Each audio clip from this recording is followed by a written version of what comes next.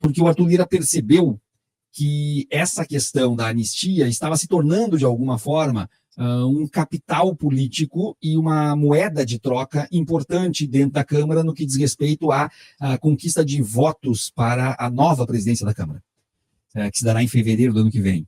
Como o Arthur Lira tem a intenção de colocar o candidato dele, e aí começava aquela coisa do tipo, não vou ter o apoio dos deputados do Partido dos Trabalhadores, porque eles não querem que tenha anistia, e vou ter os votos do PL só se a anistia for encaminhada.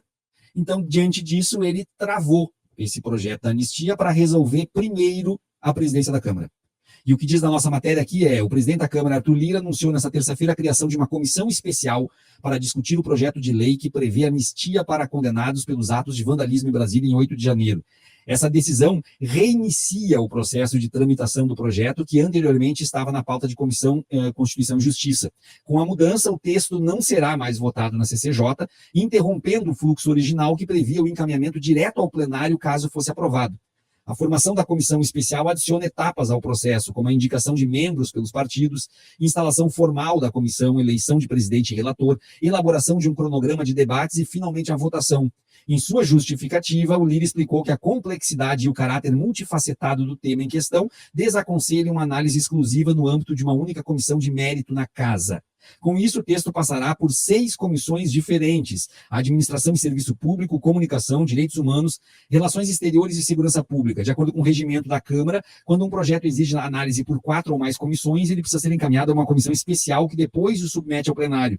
A nova comissão contará com 34 membros titulares, mas ainda não foi estabelecido um prazo para que os partidos indiquem seus representantes. Durante um pronunciamento nesta terça-feira, ao declarar apoio a Hugo Mota, do Republicanos da Paraíba, como seu possível sucessor, Lira pediu aos deputados que tratem o tema com responsabilidade e busquem uma convergência sobre o texto.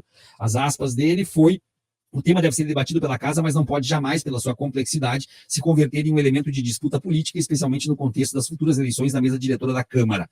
Ele ressaltou que a comissão seguirá rigorosamente todos os ritos e prazos regimentais, sempre com a responsabilidade e o respeito que são próprios deste parlamento. Também nessa temática é preciso buscar a formação de eventual convergência. A CCJ, presidida pela deputada Caroline Detoni, PL de Santa Catarina, que apoia o projeto e é aliada do ex-presidente Jair Bolsonaro, chegou a colocar o texto em pauta, mas aliados do presidente Lula pediram mais prazo adiando a votação. Juristas apontam que o projeto enfrenta problemas de constitucionalidade e, mesmo que passe pela Câmara, ele ainda precisa ser aprovado pelo Senado e sancionado por Lula. Caso entre em vigor, o projeto poderá ser alvo de questionamentos no Supremo Tribunal Federal. Então, é o Lira criando uma trava no projeto de anistia aos golpistas para deixar mais tranquila a sua sucessão e para que consiga aprovar o nome dele, o indicado dele, para tocar os trabalhos da forma que ele entende que devam ser trocados. Nada de novo no fronte. É o tomar lá da cá, é a governabilidade,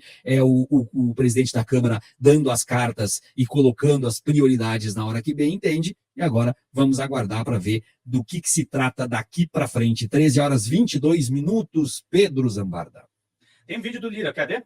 Vamos ver juntos aqui. Eu vou adiantar um pouco só para não ficar o discurso inteiro.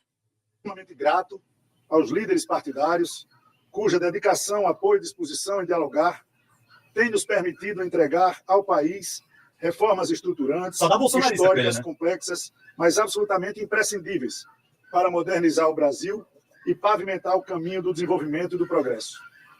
Sinto imenso orgulho da agenda positiva e das entregas históricas que juntos, com muito diálogo e principalmente convergências, estamos deixando ao país, mesmo, às vezes, claro, num contexto de polarização social e política. A Câmara dos Deputados é um reflexo da nossa sociedade e é nela que devem ser livremente debatidas todas as matérias tidas como relevantes. Nada deve ser obstado. Há de ser plena a liberdade do parlamento de formular, discutir, debater, pensar as temáticas mais relevantes e sensíveis de nossa gente.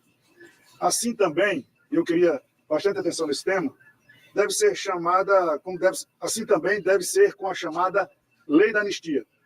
O tema deve ser debatido pela Casa, mas não pode jamais, pela sua complexidade, se converter em devido elemento de disputa política, especialmente no contexto das eleições futuras para a mesa diretora da Câmara. E é por isso que, na condição de presidente da Câmara dos Deputados, determinei ontem a criação de uma comissão especial para analisar o PL 2858 de 22. Essa comissão seguirá rigorosamente todos os ritos e prazos regimentais, sempre com a responsabilidade e o respeito que são próprios deste parlamento. Também nessa temática, é preciso buscar, como tudo que a gente faz aqui, a formação de eventual convergência de texto. Essa é a marca do nosso trabalho. Cumprimento intransigente dos acordos firmados, defesa das prerrogativas parlamentares, diálogo incessante e busca incansável sempre pela convergência de votações e de ideias. Esse, o espírito que me moveu e me move, especialmente agora, em que o senso de responsabilidade institucional e meu compromisso com o Brasil fazem com que eu me posicione publicamente em favor de um dos pretendentes à presidência da Câmara dos Deputados a partir de fevereiro de 2025. Todos os deputados que se colocaram e se colocam nessa disputa possuem plena legitimidade para pretender a cadeira que temporariamente ocupa. Jamais caberia a mim, presidente da Casa, entre iguais, cessear as legítimas pretensões de quem quer que seja ou obstar o projeto político de um outro parlamentar. No caso, e como todos sabem, Elmar Nascimento e Antônio Brito, mais do que colegas de parlamento, são verdadeiros amigos de vida. Com eles, tal como com todos os parlamentares, mantive um diálogo aberto, franco e, sobretudo, leal. E a todos fiz apenas um único pedido: viabilizem-se junto às deputadas e aos deputados, pois sem convergência não há governabilidade. E sem governabilidade sofre o país e sofre a população.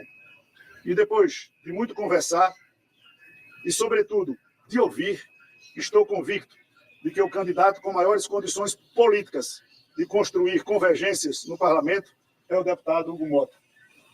Nome que demonstrou capacidade de aliar polos aparentemente antagônicos com diálogo, leveza e altivez. Eu estou certo, repito, estou certo, de que Hugo Mota, deputado experiente em seu 4º mandato e que viveu e vive de perto os desafios que perpassam a nossa gestão, vai saber manter a marcha da Câmara dos Deputados que tantos bons frutos deu ao Brasil. Respeito ao plenário, cumprimento da palavra empenhada e a busca incessante, mais uma vez, pelo que nos norteia, que é a convergência. Com esse meu gesto, espero, de coração, dar início à concretização de conversas que foram feitas e acordos que foram firmados com diversas legendas partidárias em torno desse mesmo projeto de convergência. Declarar apoio a Hugo Mota neste momento é minha contribuição pessoal à convergência para que sigamos com a Câmara dos Deputados atuante, propositiva, firme, em defesa das prerrogativas do Parlamento, da democracia e do Brasil. Queria agradecer imensamente a presença de todos e cumprimentar aqui o meu candidato. Nomeou o próximo presidente, né, Viário? Nomeou o próximo presidente. Toda a manipulação dele, toda a articulação dele é para conseguir o número de votos que ele quer para colocar. E assim vai seguindo toda uma dinastia, né? O cara que vai entrar no lugar de alguém que tem um cargo de poder deste tamanho tem que ser alguém que saiba como que as coisas foram feitas até então para seguir fazendo elas desta forma, sem tornar nada público. É aquela coisa de eu vou colocar ali um cúmplice, porque se entrar alguém que não é, esse alguém que vai entrar vai mexer nas gavetas, né? E se mexer nas gavetas, vai encontrar tanto as coisas que deveriam estar nas gavetas e não estão, como aquelas que morreram nas gavetas. Faz parte do jogo. E aí está dentro da governabilidade, que não vai mudar enquanto não houver uma reforma política essa que teria que ser votada por eles próprios. Então não adianta, a política é um espaço contaminado. E a política tem que ser feita por aquele que gosta de política. É uma frase que já foi dita pelo presidente Lula. E se gosta é no sentido de que aguenta também o que é a política e como a política existe. Observa só, a princípio não passaria, ao menos não de forma automática, pela nossa cabeça, de que o Lira ia atrasar de alguma forma um projeto de anistia para ser votado, mesmo sabendo que vai passar pelo plenário, que vai passar pelo Senado, que pode ser contestado pelo STF. Mas ele não ia parar, ele trava. Ele vai contra, inclusive, a ânsia da bancada da direita e da extrema-direita. E para por quê? Porque ele precisa, primeiro, acomodar os votos para eleger e fazer a transição do seu próprio cargo.